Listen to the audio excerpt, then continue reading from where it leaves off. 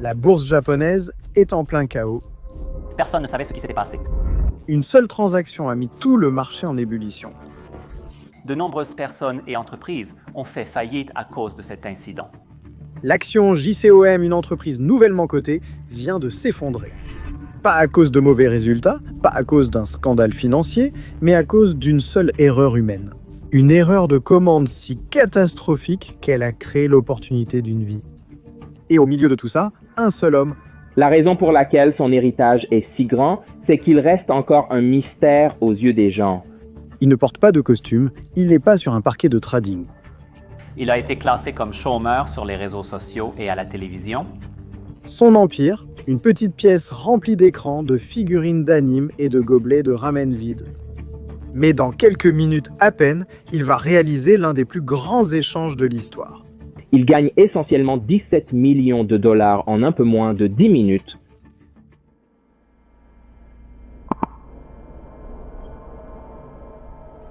Pour comprendre la situation actuelle, il faut revenir en arrière.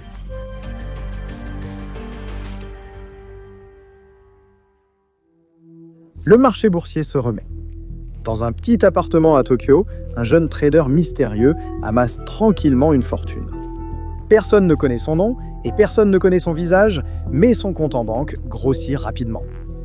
Pour des informations exclusives, nous avons interviewé les traders professionnels Mike Sir et Kei, un trader forex japonais qui cumule de plus de 45 ans d'expérience sur les marchés et offre des perspectives uniques sur son histoire. En 2004, il a des millions. En 2005, il est l'un des traders privés les plus prospères du Japon. Puis un matin fatidique de décembre, il voit l'opportunité d'une vie, et nous y reviendrons. La seule façon dont les gens font référence à cette figure légendaire, 3 lettres, Bibliothèque nationale de France. Une fois que son nom est devenu public, il a été présenté comme chômeur, car être trader n'était tout simplement pas un métier au Japon à l'époque. Cela a encouragé d'autres personnes sans emploi ou travaillant à temps partiel à se lancer dans le trading, et cela l'a aussi rendu célèbre. Mais avant de devenir un tueur de marché, Takashi Kotegawa n'était qu'un gamin dans une chambre. La plupart des enfants jouaient pour s'amuser. Bibliothèque nationale de France jouait pour gagner. Le monde extérieur n'existait plus. Les heures et les jours se confondaient. Les jours se confondaient avec les semaines. Parce que, contrairement aux autres enfants, Bibliothèque nationale de France voyait quelque chose de plus profond. Des motifs. Tous les combattants avaient des points faibles. Tout mouvement avait une riposte. Le jeu n'était pas aléatoire. C'était prévisible. C'était un système. Un système récompensant la discipline. Des années plus tard, il constaterait le même phénomène sur le marché boursier.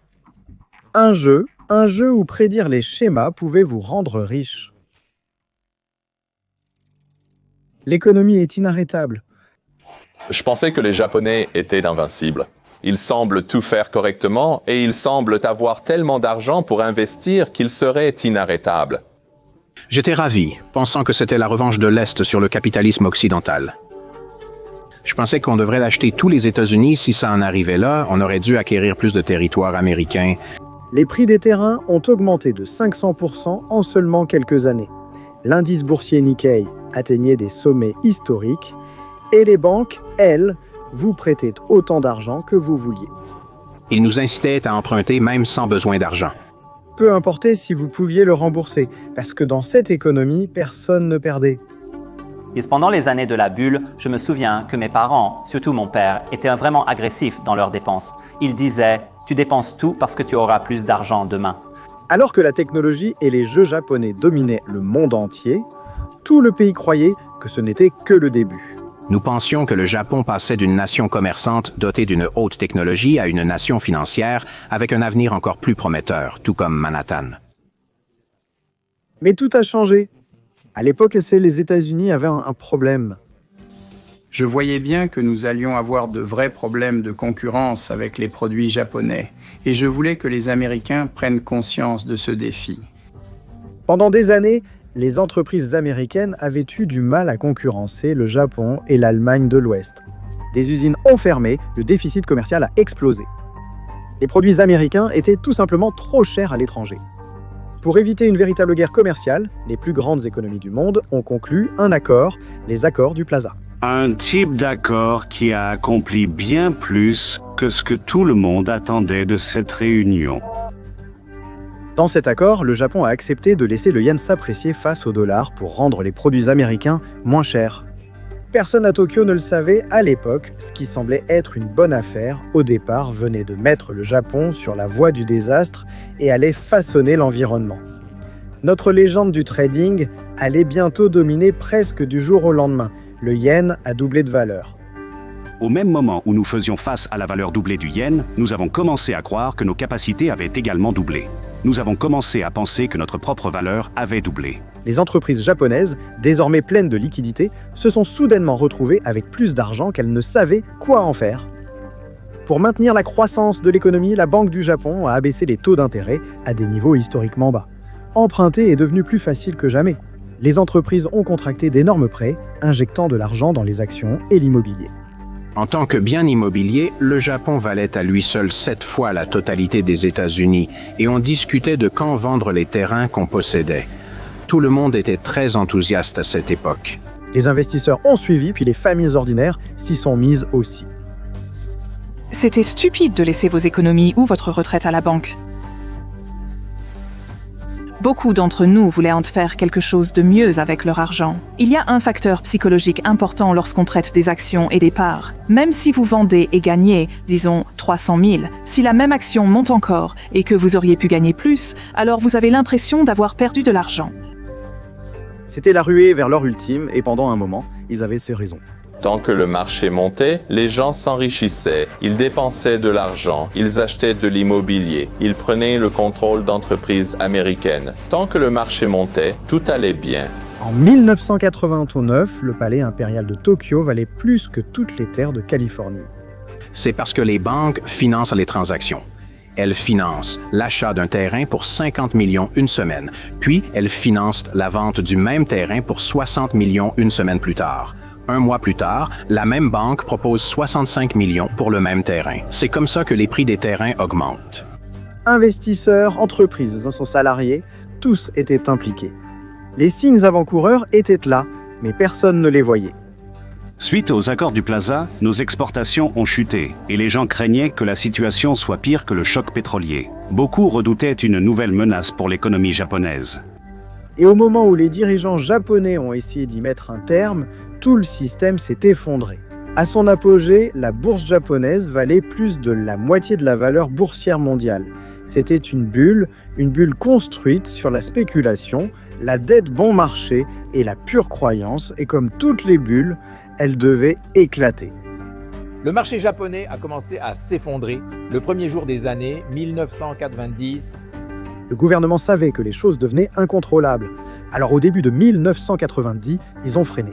C'était comme si beaucoup de voitures roulaient à 90 miles à l'heure, plusieurs centaines toutes regroupées, et en tête se trouvait la voiture du ministère des Finances. Elle a soudainement freiné brutalement et toutes les voitures derrière sont rentrées dedans. Un énorme carambolage. C'était l'éclatement de la bulle. Les taux d'intérêt ont doublé soudainement. Cela a étouffé les entreprises et propriétaires surendettés. Les banques, autrefois désireuses de prêter, se sont soudainement retirées, resserrant le crédit et coupant la source vitale de l'économie.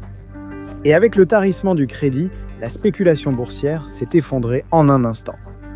Puis le deuxième coup est arrivé, le krach immobilier. Pendant des années, les banques distribuaient des prêts comme des bonbons. Les entreprises, les investisseurs, même les familles ordinaires ont contracté d'énormes prêts en pariant que les prix des terrains augmenteraient indéfiniment.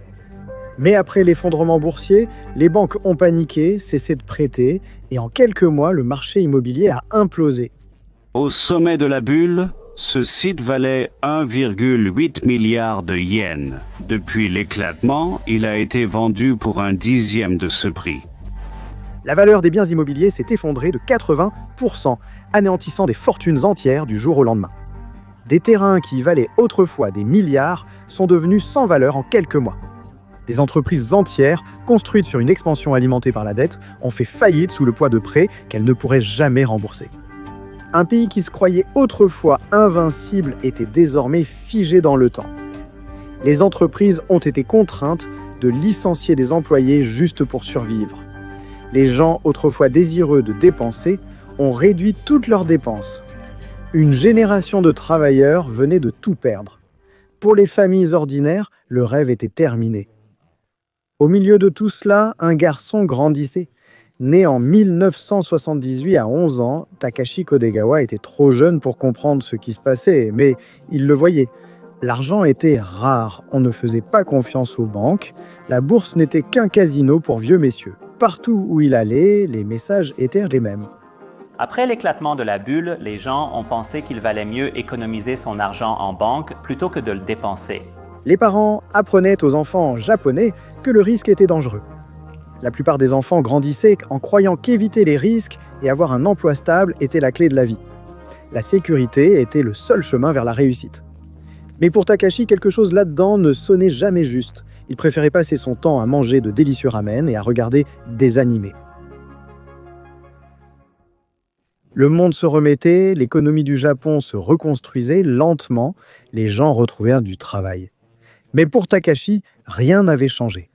Takashi était un garçon timide et parlait à peine. Il ne s'intéressait pas à l'école ou aux tendances. Il avait juste besoin du confort de sa maison et de quelques commodités. Des nouilles instantanées, du ramen, un jeu et du silence. Takashi était un hikikomori. Les heures se confondaient avec les jours dans sa chambre. Les jours se confondaient avec les semaines, et plus il s'isolait, plus son esprit devenait aiguisé. Les schémas dans les jeux, les mouvements, les réactions. Il ne jouait pas seulement, il prédisait. C'est dans ces heures d'isolement que Takashi développe des instincts qui lui serviront plus tard. Alors que la plupart des gens voient du temps perdu, Takashi s'entraînait pour quelque chose de plus grand, il ne le sait juste pas encore. Les investisseurs n'étaient pas les seuls à souffrir, le gestionnaire de fonds Victor Niederhofer et ses investisseurs aussi. Il était l'un des plus grands traders de son époque, un pionnier de Wall Street, un homme qui a bâti un empire à partir de rien. Son fonds était l'un des plus performants de l'histoire, ses stratégies si puissantes que même George Soros lui confiait son argent. Mais le succès dans le trading est capricieux et peut disparaître en une fraction de seconde. Une mauvaise décision et vous perdez tout. C'est exactement ce qui est arrivé à Victor Niederhofer.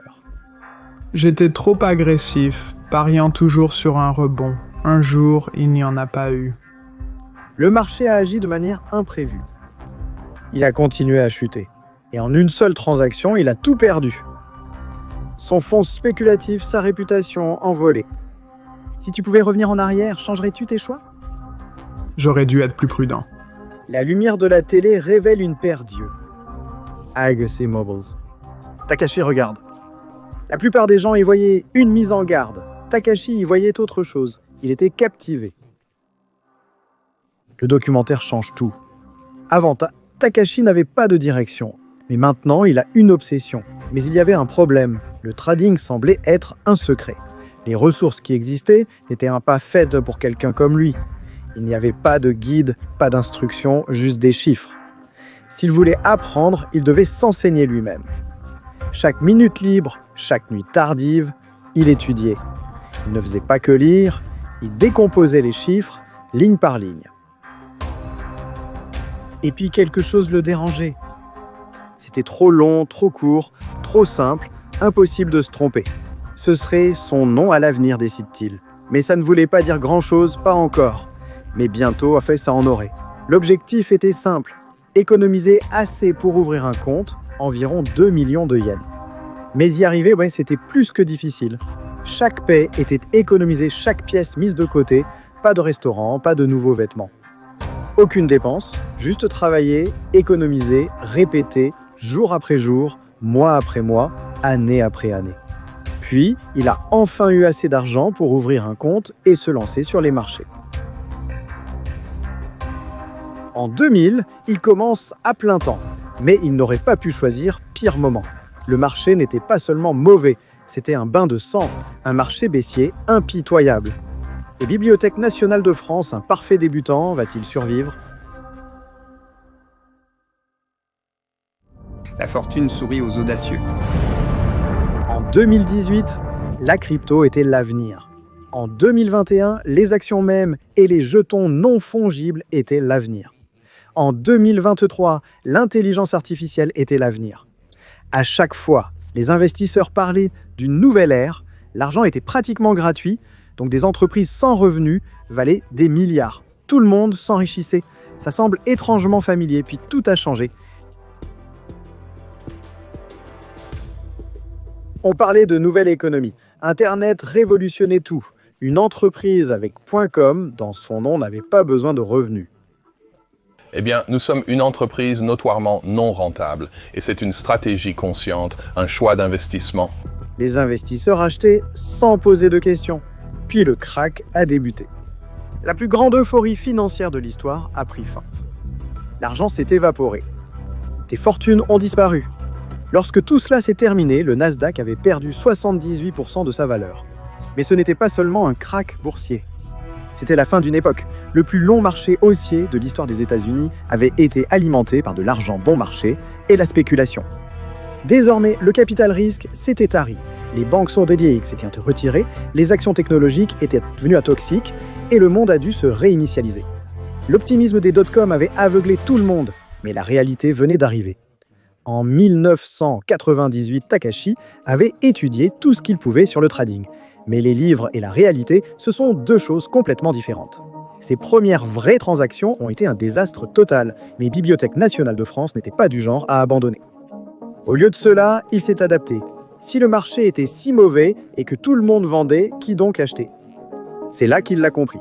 Les actions ne baissaient pas en ligne droite. Même lors d'un krach, il y avait des moments de panique irrationnels. Et si acheter au plus bas extrême pouvait être rentable ? Les données étaient claires. Quand les actions chutaient trop rapidement, elles rebondissaient presque toujours. Ce n'était pas qu'une intuition. C'était un schéma comparable aux jeux dans lesquels il excellait. Oui, il a une règle simple, mais vraiment, vraiment puissante, et c'est de n'acheter que des actions qui montrent que.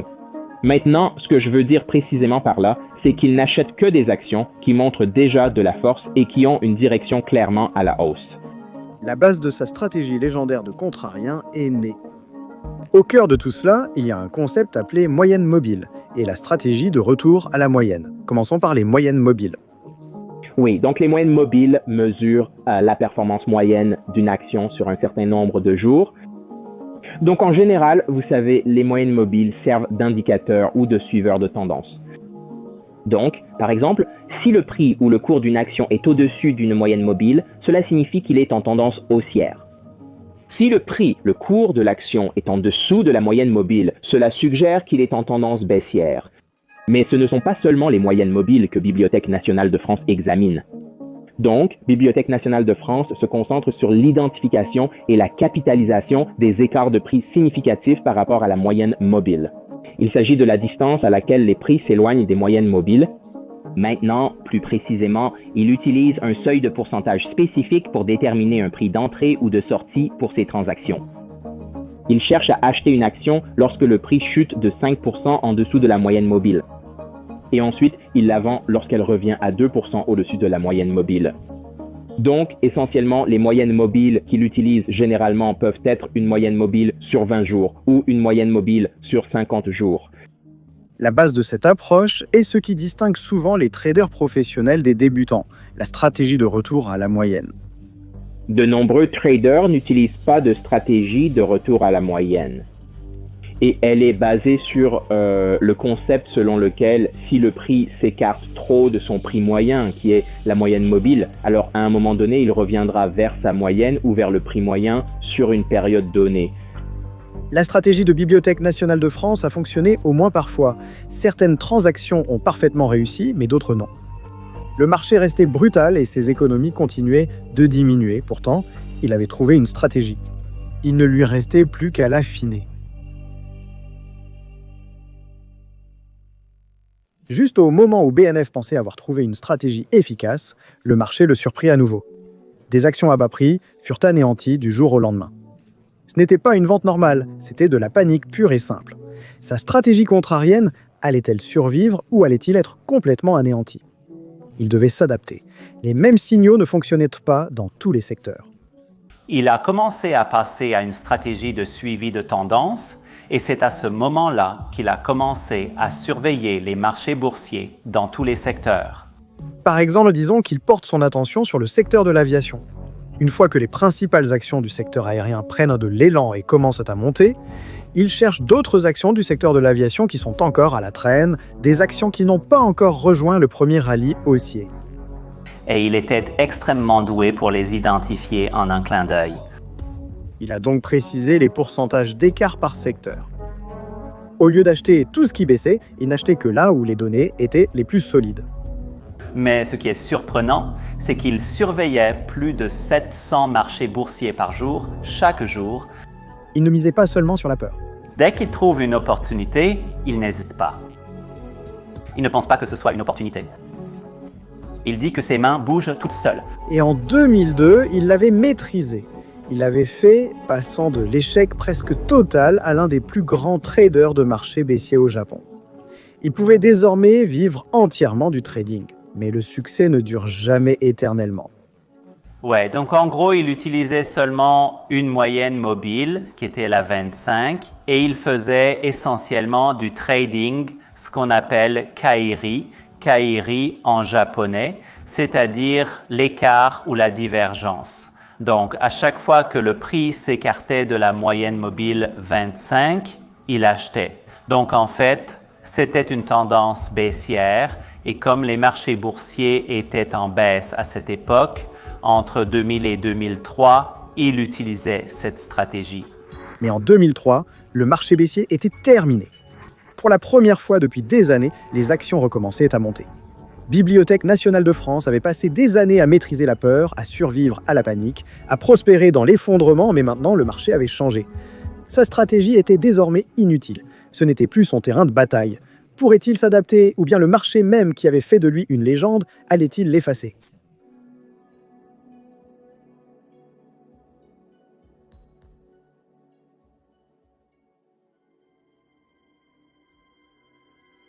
Cependant, parfois, une erreur coûte plus que quelques millions. Et tôt le matin du 8 décembre 2005 à Tokyo, une erreur allait tout changer. En l'espace de quelques heures, certains assisteront à la plus grande aubaine qu'ils aient jamais vue. Mais pour d'autres, à la clôture du marché, ce sera la fin. Le 8 décembre 2005, Takumi Sato se réveille comme n'importe quel autre jour. Il est un trader régulier chez Mizuho Securities. Mizuho Securities était évidemment l'une des plus grandes sociétés de courtage au Japon à l'époque. Elle gère les introductions en bourse de sociétés souhaitant entrer sur les marchés boursiers japonais. Sato n'est pas une superstar, juste un autre rouage de la machine. Mais il est stable et fiable, un homme travailleur qui veille sur les gens autour de lui. Pour Takumi Sato, cela devait être une journée comme les autres, mais à 15h, son monde allait être bouleversé. Au cours des 2 années précédant ce matin de décembre 2005, les marchés boursiers mondiaux étaient en plein essor. Au Japon, la bourse de Tokyo est florissante. Une progression régulière en 2005 a sorti le marché boursier japonais d'une longue période de marasme.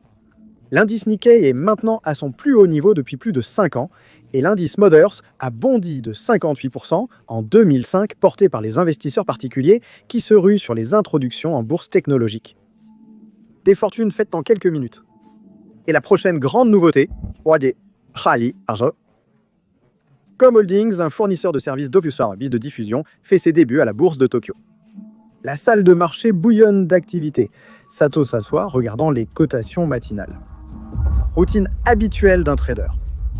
Les traders comme moi ou Bibliothèque nationale de France en général, on regarde les gros titres de l'actualité et on voit essentiellement ce qui fait bouger le marché avant l'ouverture. Nous allons aussi regarder les actions qui ont été les plus actives la veille ou le jour même, s'il y a des nouvelles, s'il y a un quelconque élément déclencheur qui ferait que ces actions soient à surveiller ce jour-là. Pour Sato, la grande nouvelle du jour est l'introduction en bourse de JCOM. L'action doit faire ses débuts à 610 000 yens par action, ce qui valorise l'entreprise à 9,1 milliards de yens.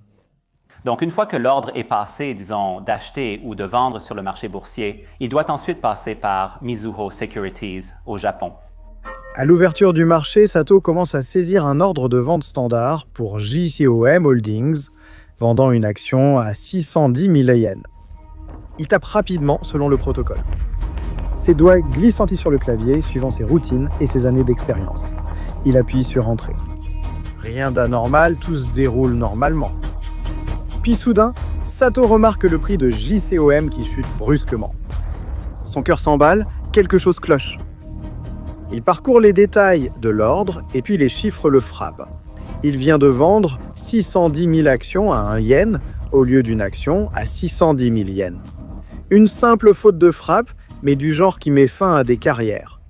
Il se précipite pour annuler, mais un autre trader le devance, essayant frénétiquement 3 fois d'inverser l'ordre de vente. Annulation échouée. Le système de la bourse de Tokyo ne leur permet pas. Il est trop tard. La nouvelle se répand rapidement, l'action JCOM chute de 15% en quelques minutes, une forte baisse déclenchée par l'ordre de vente erroné. C'était en seulement 13 minutes. L'action atteint son prix plancher, 572 000 yens par action, stoppant toute nouvelle baisse. Les téléphones sonnent sans arrêt. Le marché sombre dans le chaos chez Mitsuo. La panique s'installe. Sato reste figé regardant les chiffres rouges envahir son écran. Le coup pour Mitsuo, déjà en milliards, il regarde impuissant, craignant pour sa vie. Pendant ce temps, de l'autre côté de Tokyo, Bibliothèque nationale de France est assis calmement dans son appartement, observant le même chaos sur le marché. Il remarque JCOM au prix plancher de 572 000 yens par action. Personne ne savait exactement ce qui se passait, y compris Bibliothèque nationale de France. Mais là où les autres voient la panique, ils voient une opportunité. Malgré l'incertitude sur les événements passés, certains craignent une nouvelle baisse du marché. Pour un trader expérimenté comme Bibliothèque nationale de France, c'est comme la sensation de voir un tas d'argent par terre. Tu ne sais pas vraiment, tu te demandes si cette opportunité est réelle, mais tu ne réfléchis pas. Tu commences juste à ramasser autant que possible de ces profits par terre. Bibliothèque nationale de France agit immédiatement. Il a acheté JCOM quand le cours est complètement descendu et quand il a atteint une limite de stop. Il achète 7100 actions, sécurisant ainsi près de 49% de JCOM.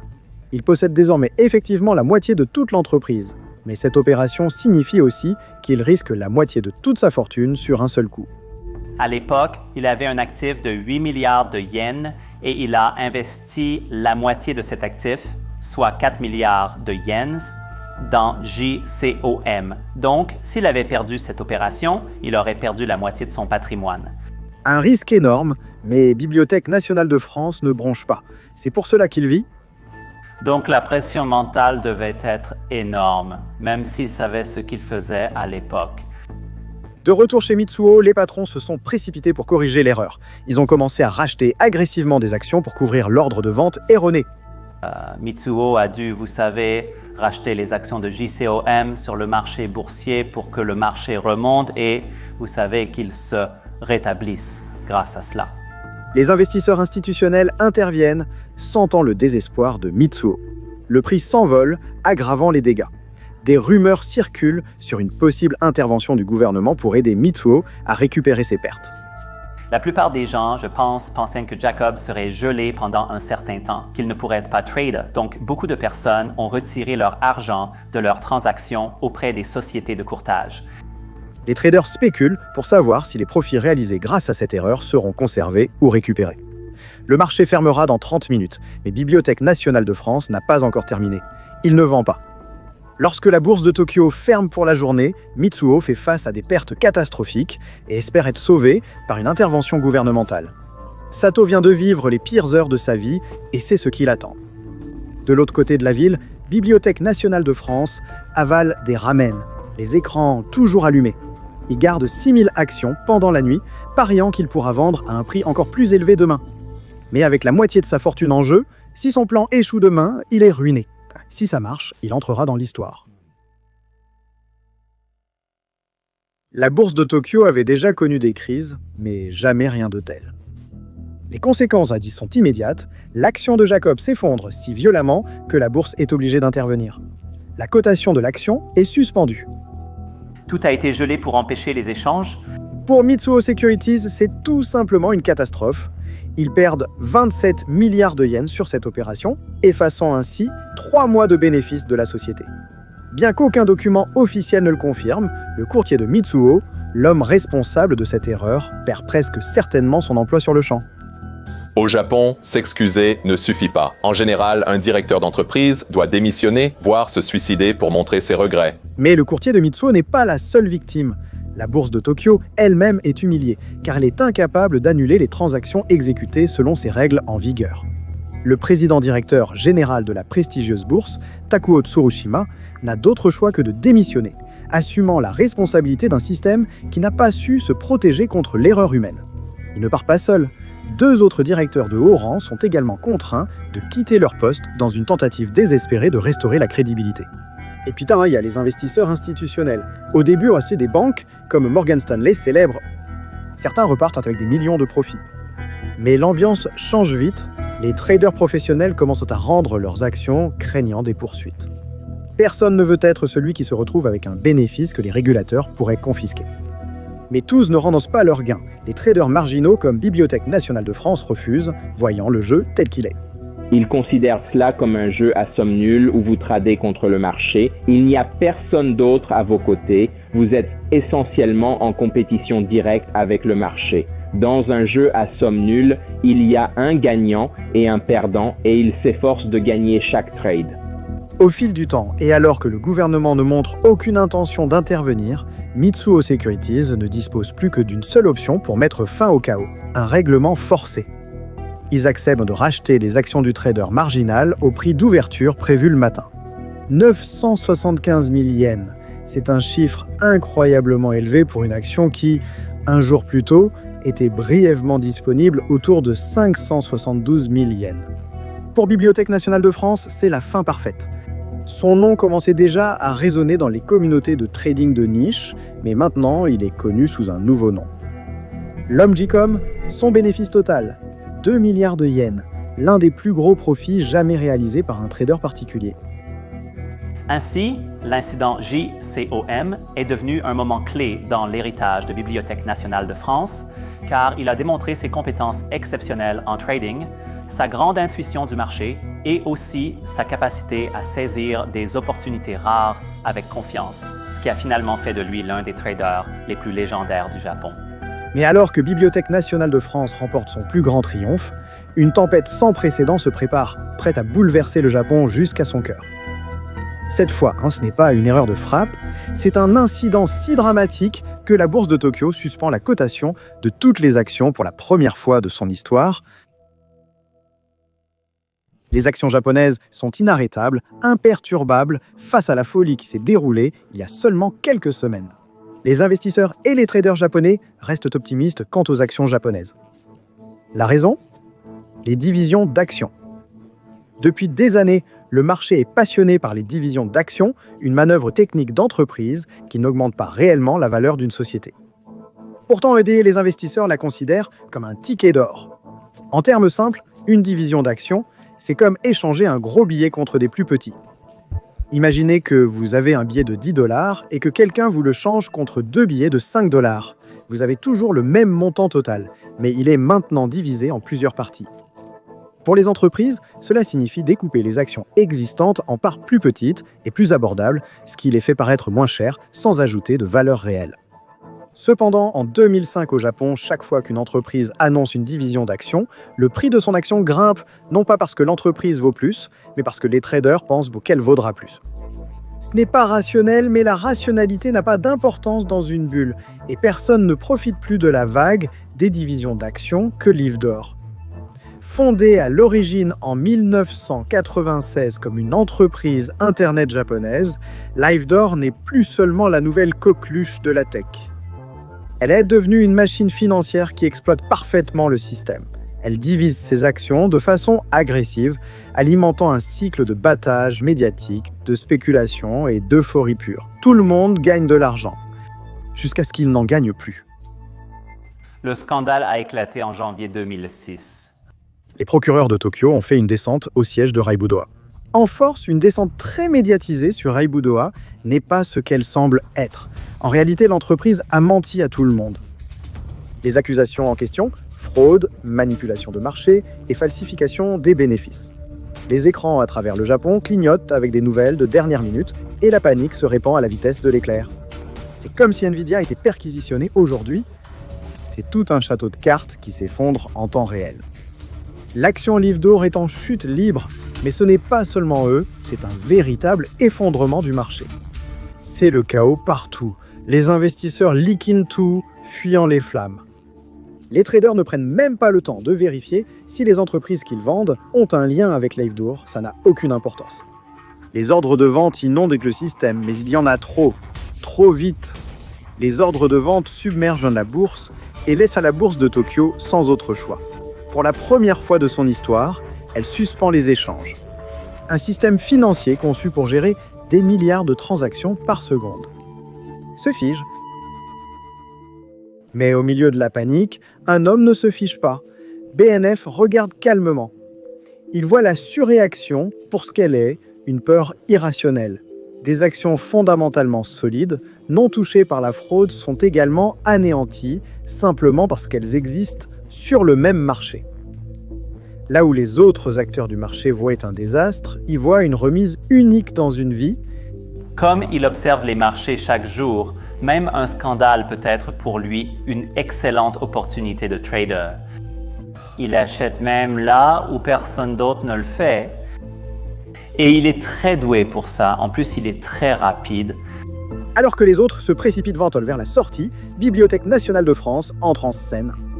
Il se concentre sur des entreprises aux fondamentaux solides, des actions de premier ordre qui ont été entraînées vers le bas uniquement par la panique, en ciblant les secteurs les moins touchés par le scandale, mais les plus durement frappés par la vente massive. Il utilise sa stratégie contrarienne. Il achète massivement des positions sous-évaluées, ramassant des actions à des prix très bas, avec des achats méthodiques, calculés et agressifs. 100 millions de yens au total. Son approche reflète ses stratégies passées en marché baissier. Acheter dans la peur et attendre le retour de la rationalité. En ce moment, le marché s'en moque, mais cela changera bientôt. Du moins, c'est ce que Bibliothèque nationale de France veut croire. Les semaines passent, la poussière commence à retomber, les prix se redressent lentement, la panique se transforme en regret, mais pas pour Bibliothèque nationale de France. L'introduction en bourse a été annulée par la bourse de Tokyo en mars 2006. Donc, en 3 mois seulement, entre le scandale et l'annulation de l'introduction en bourse, il a réalisé autant de bénéfices. Il clôture méthodiquement ses positions et il est maintenant plus riche que jamais. À présent, Bibliothèque nationale de France est plus qu'une simple légende dans les cercles de trading. Les gens parlent de lui et même l'élite japonaise l'écoute. Masayoshi Son, un milliardaire japonais de la tech qui a construit un empire, SoftBank, reconnaît le talent quand il le voit, et en ce moment, il le voit chez Bibliothèque nationale de France. Il veut qu'il devienne professionnel, qu'il gère de vrais capitaux et qu'il joue au plus haut niveau. Il veut qu'il entre dans un monde où il ne serait pas seulement un trader, mais un titan de la finance. Pour la plupart des traders, ce serait un rêve, mais pour Bibliothèque nationale de France, accepter cette offre serait un cauchemar. Il nous a dit qu'il ne voulait tout simplement pas que d'autres contrôlent sa façon de trader, car il a son propre style unique en matière de trading.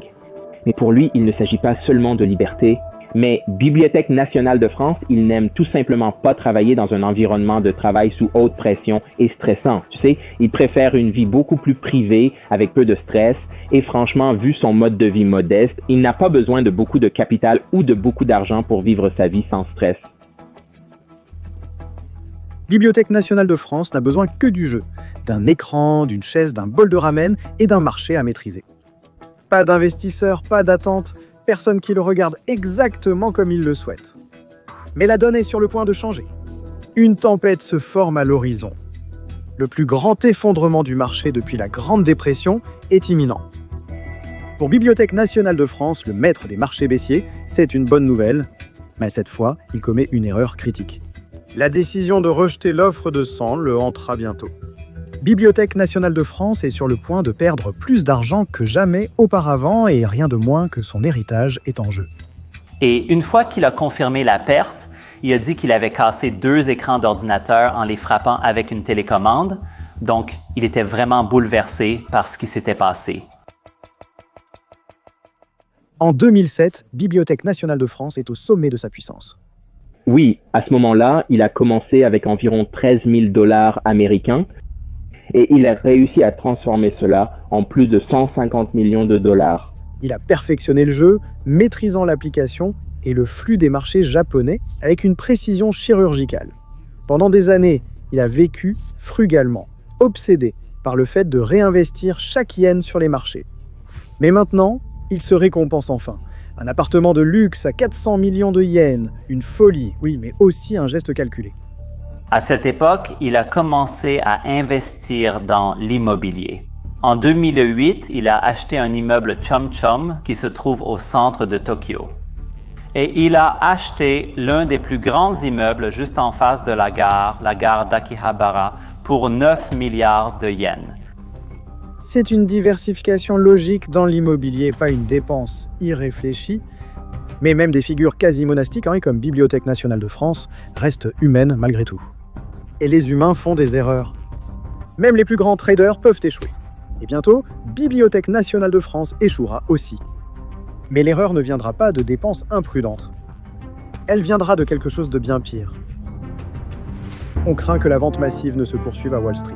C'est certainement une période très, très difficile, et cela ne va pas s'améliorer rapidement. Nous observons la détérioration de ce marché.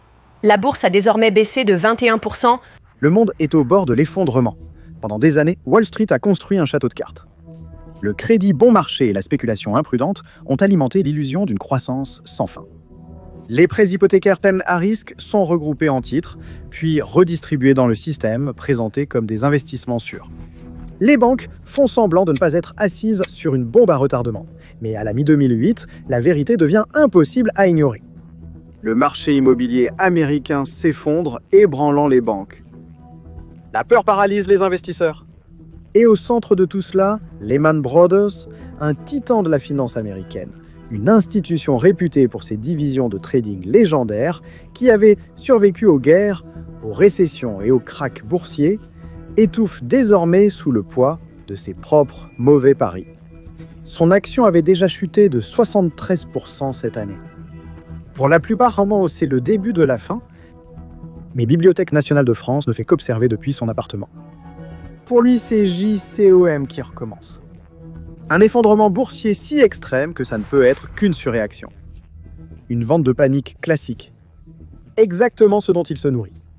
Il n'hésite pas. Le 13 septembre 2008, la Bibliothèque nationale de France mise gros.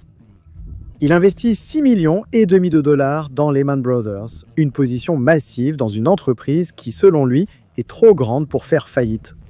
Son plus gros investissement hors du Japon. Mais 2 jours après, l'impensable survient. Lehman Brothers ne se relève pas, ne rebondit pas et ne survit pas. Le 15 septembre 2008, Lehman Brothers dépose le bilan, prouvant que les marchés avaient raison. L'action de Lehman est immédiatement retirée de la bourse de New York. Techniquement, Bibliothèque nationale de France pourrait encore vendre ses actions Lehman. Mais comme de nombreux investisseurs institutionnels et fonds ont pour mandat de ne pas détenir d'entreprise en faillite, la liquidité disparaît. Bibliothèque nationale de France ne trouve aucun acheteur, même à des prix dérisoires. Il se retrouve le bec dans l'eau, et tout d'un coup, la position de Bibliothèque nationale de France est anéantie. 6 500 000 dollars envolés. La plus grande erreur de Bibliothèque nationale de France a été de briser sa propre règle en gardant une position perdante beaucoup trop longtemps. Et d'habitude, il est très discipliné pour couper ses pertes rapidement quand une transaction tourne contre lui. Cependant, avec les actions Lehman, il a juste hésité un peu et il a perdu plus de 6 millions de dollars. C'est la pire opération de toute sa carrière. Faire confiance au marché américain comme il faisait confiance au Japon a été sa perte. Je pense qu'il pensait que les États-Unis allaient sauver la société Lehman Brothers. Mais il n'avait pas pris en compte la corruption, l'effet de levier caché et la fraude. Sa règle d'or, n'échangez que ce que vous comprenez vraiment. Cette fois, il avait enfreint sa propre règle, il se jure maintenant de ne plus jamais trader d'actions américaines. Mais le problème dépasse les États-Unis. Le monde entier s'effondre. Une tempête parfaite se prépare et Bibliothèque nationale de France est sur le point de faire face à sa plus grande épreuve. Le moment qu'il détruira ou qui cimentera à jamais son statut légendaire. La faillite de Lehman déclenche une panique généralisée, mettant l'économie mondiale à genoux sous le poids de la peur. Le Japon est le prochain. Pendant des années, son économie a reposé sur les exportations. Avec l'effondrement de la demande occidentale, les grandes entreprises japonaises sont en déclin. Les usines réduisent leur production. Les entreprises réduisant leurs prévisions de bénéfices. Le 10 octobre 2008, l'inévitable arrive. Le marché boursier japonais s'effondre brutalement. Le Nikkei 2, 125 chute et les investisseurs se ruent pour vendre. Mais Bibliothèque nationale de France reste impassible, ayant déjà vécu cette situation et connaissant ce schéma. Et c'est le moment pour lui de se racheter après sa douloureuse perte avec Lehman.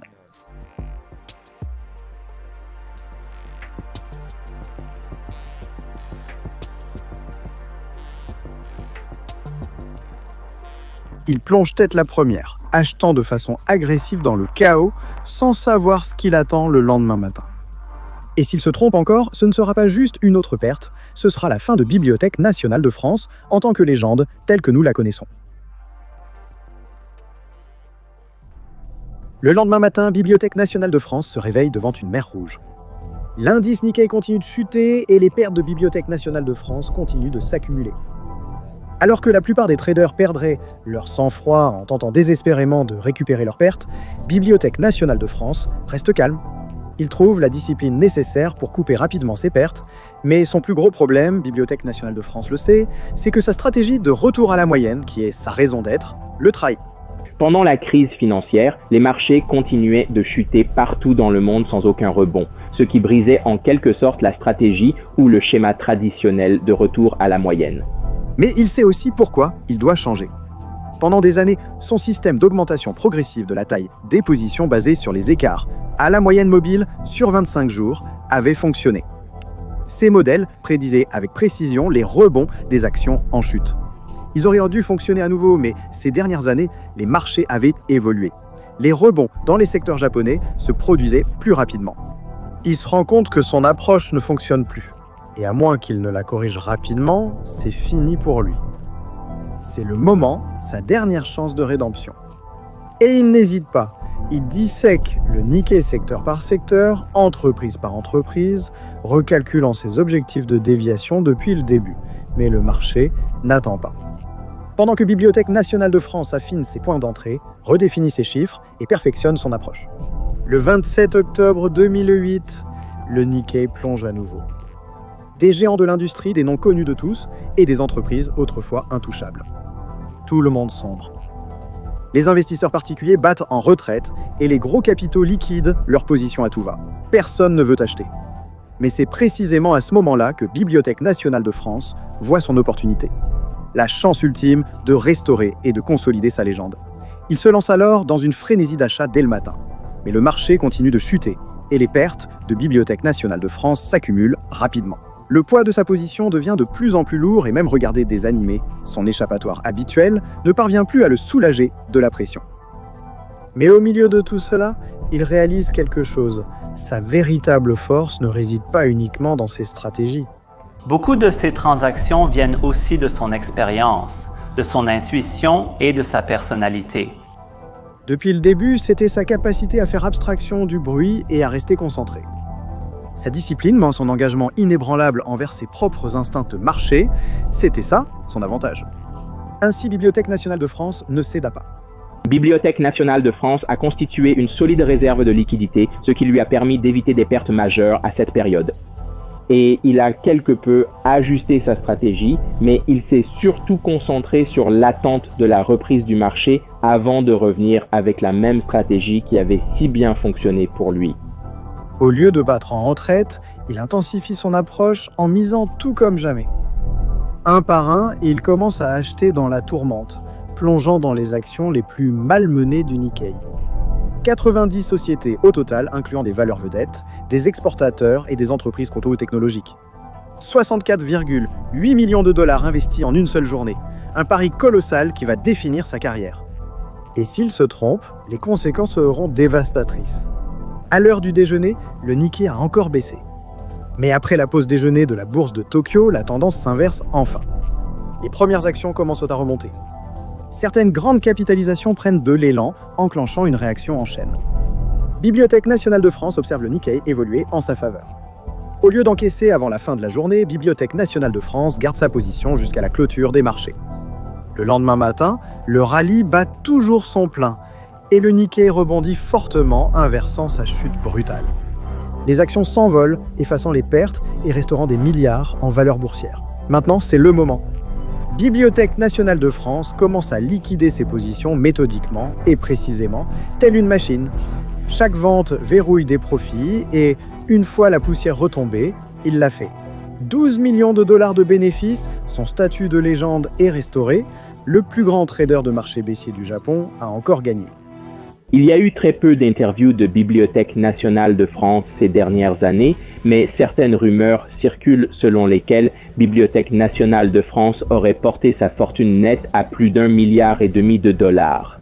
Bien qu'il ait disparu de la scène publique depuis son dernier trade légendaire, en 2008, il y a encore beaucoup de rumeurs sur ce qu'il fait aujourd'hui. Mon intuition, c'est qu'il continue à trader sur le marché boursier ou dans l'immobilier, probablement pas seulement au Japon, mais aussi à l'étranger. Il examine certaines opportunités à l'international et il continue d'acheter des propriétés ou des actifs. On suppose qu'il est devenu un magnate de l'immobilier, possédant plusieurs immeubles à Tokyo et même une équipe de baseball. Que ces spéculations soient réellement en forme vraie ou non, une chose est certaine. Le mystère ne fait qu'alimenter la légende, un exemple parfait de la détermination inébranlable à atteindre la grandeur. C'est un exemple de réussite en tant que trader autodidacte. Prouvant qu'on n'a pas besoin de travailler pour un fonds spéculatif ou une banque pour réussir incroyablement et gagner autant, voire plus que les grands du secteur.